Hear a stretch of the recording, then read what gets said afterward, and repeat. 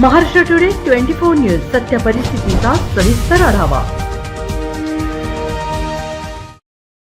जालना येथे दिनांक 9 सप्टेंबर रोजी रात्री जामवाडी गावापासून जवळच असलेल्या हॉटेलवरती एका तरुणाचा खून करण्यात आला। हा खून अनैतिक संबंधातून झाला असल्याची प्राथमिक माहिती समोर येत आहे।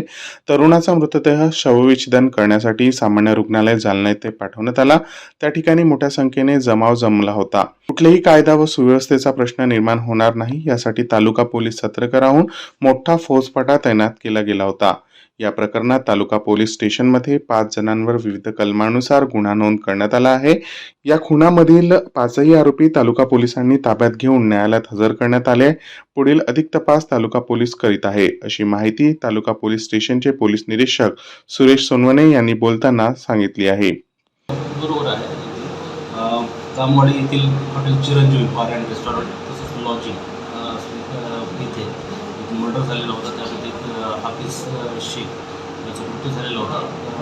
त्या मैदाचे मित्र गफ्फार सत्तार शेख यांच्या फिर्यादीवरून पोलीस स्टेशनला 302 प्रमाणे गुन्हा दाखल असतात। त्याचं BNS 103 1 189 2 190 196 3 BNS याप्रमाणे पोलीस स्टेशनला गुन्हा दाखल आहे। गुन्ह्याचा तपास PSI वार करत आहे।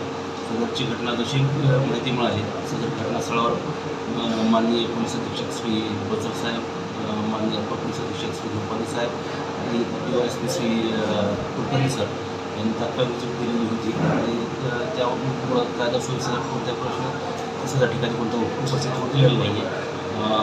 तिथं मोठ्या संख्येमध्ये मैताचे मित्रमंडळी नातेवाईक हजर झालेले होते आणि त्यांचा रोष हॉटेल चौकावर पण असल्या कारणाने मार्गावर पण असल्या कारणाने त्याला आम्ही ताब्यात घेतलेलं होतं की त्याच्या जीविताचं काही हत्या होऊ नये या कारणाने।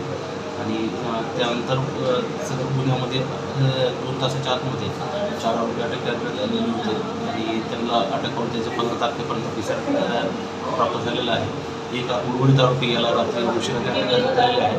त्यांना आज आम्ही पोटापोटी हजर करत आहोत। सर काय नेमकी अधिक माहिती मिळाल्यानंतर पोलीस कारवाई करतात। महाराष्ट्र टुडे मराठीसाठी ब्युरो रिपोर्ट विलास गायकवाड, जालना।